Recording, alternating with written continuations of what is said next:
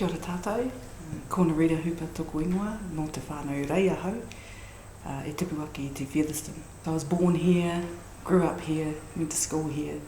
Wairarapa Moana, spent a lot of time down there.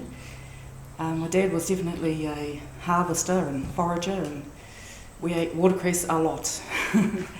And he used to make his own hinaki and collect tuna.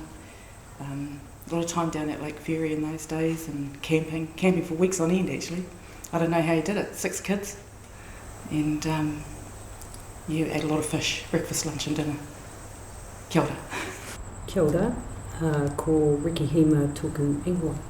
I originate from Purirua. I was born in Wellington, grew up in Purirua. My wife and I first moved here in 2014. We were blessed with our son in the adoption of our son Keegan.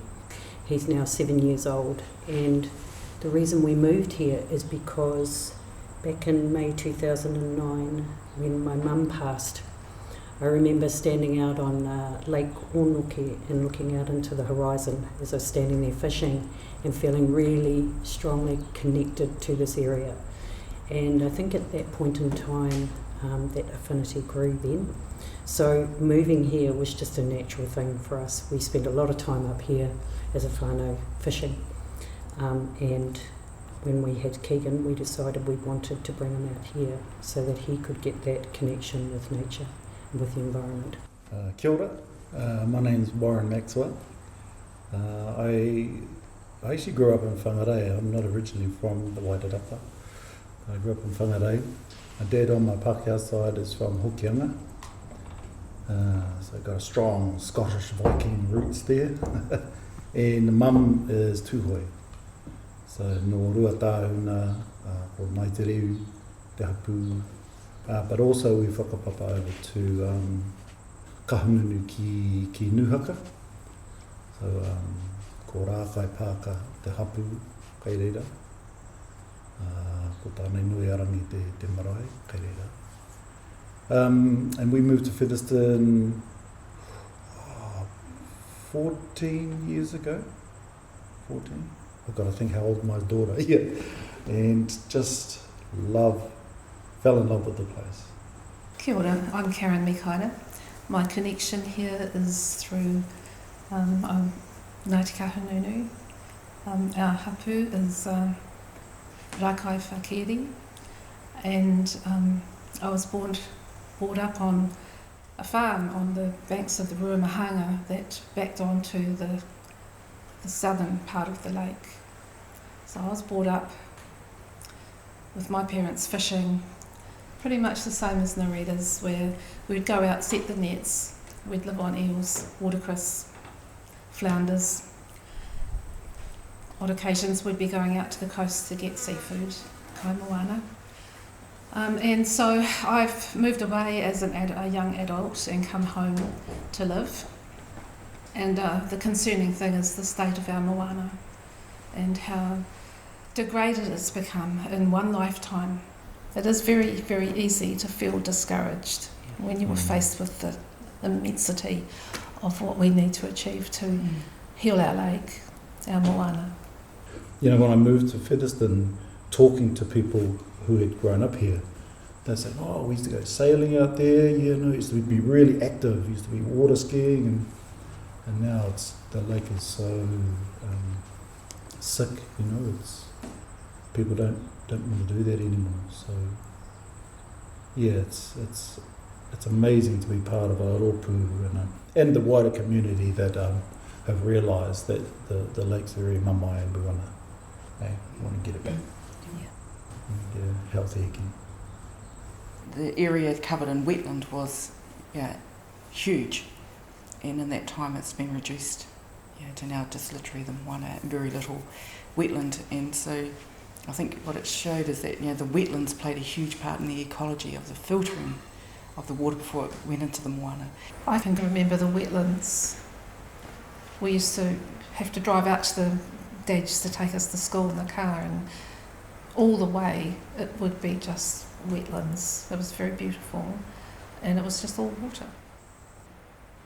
It's all drained now. It was funny because I, as a kid, remember the lake swim. there used to be, the Featherston Swimming Club used to do a lake swim. You wouldn't dare do that today. But, you know, it was deep enough, cold enough, and clean enough to swim in.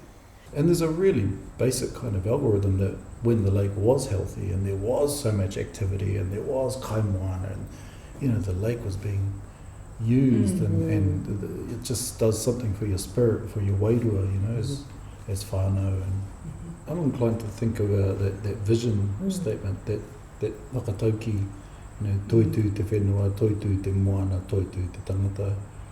You know, when the land is healed and the lake is healed and the people are healed. Being a member of this group gives me hope. It gives me a vehicle to for my energy and for what I want to achieve as an individual, but also the positivity from the experience of working with these wonderful people, because we all are like-minded and we all have the same values, and that is very empowering. For us, what was really important was bringing mana not just to our own lives, but to our tamariki, our mokopuna, and also to the community as well. So that was really, really important. And I think one of the fundamentals for us at the start, wasn't it? It was around restoring mana. Another key thing we do is manaaki. That's probably, I think, something we want to be really proud of and remembered for is our manaaki. You know, if you come down to Paitū Mōkai or Tauira, you're going to be taken care of, and that's what we want people to know. We've had a lot of interest from within the community. Now that we are at a point where we're starting to move towards an actual project and getting out there, we can go back out to our community and say, hey, this is where we're at, this is what's coming up. So we've recently received word that we've got funding for a Hügelkultur plot that we're planning to put out at the entrance to Lake Domain, which is exciting. It's probably not been done before in a conservation sense, so it would be very interesting to see if it's how well it does. And most people are really excited about that type of thing, you know, getting out there, getting their hands dirty, being connected with the ground, the soil, the environment. It's a system that replicates what happens naturally on the forest floor. Trees will fall down and rot, and that would provide nutrients. The mycelium would grow out, and that would act like a giant sponge, so it's self-hydrating. So we're going to replicate that. And we know that, you know, those old species, kanuka and manuka, were around the moana, so it's about getting those back into place again. And there's a lot to do. Whatever we do, we make sure that we're doing it in a way that is sustainable, so that we don't end up burning out. So it is about using those connections with groups like Greater Wellington, DOC, to help us move forward, to help us achieve those outcomes. Thanks to them, we've been able to get quite a bit of momentum with our Hügel planting project coming up. So having people in those positions of influence, decision makers, those who can actually influence through who they are, is really helpful for us as well. The last few times that Greater Wellington Regional Council have come out and that we've had, you know, workshops, wānanga here, I feel like there's a genuine, meaningful acknowledgement of te ao Māori, mātauranga Māori. There's a meeting of science community and Māori science, of that old knowledge, you know, it's coming together. And, you know, the last few times we've had hui out here, just things like karakia have been meaningfully instigated by Greater Wellington Regional Council. You know, there's a real, I don't know, it feels like a turning point, you know, where the Māori world and worldviews and principles and values are being listened to and acknowledged, and it's quite exciting, you know. Yes, the experience is not one of trying to impose being Māori. It's almost being called on. You know, no matter what group comes here, they are wanting that. They're embracing that and calling for it. Yeah. And so it's a really interesting paradigm, isn't it? Because none of what we do is forced. It is almost like it's been called forward. Yeah. by whoever comes and connects with us, which is pretty powerful. Yeah. What sort of keeps in a kaupapa Māori sense is that we're very mindful of our ihi and our wihi. So our ihi is the energy that we put out as a rōpū, how we plan things, how we want it to run on the day is the ihi that we put out to our community, and in return is the wihi, is how that comes back to us. And often that comes back to us because people get attracted to that energy.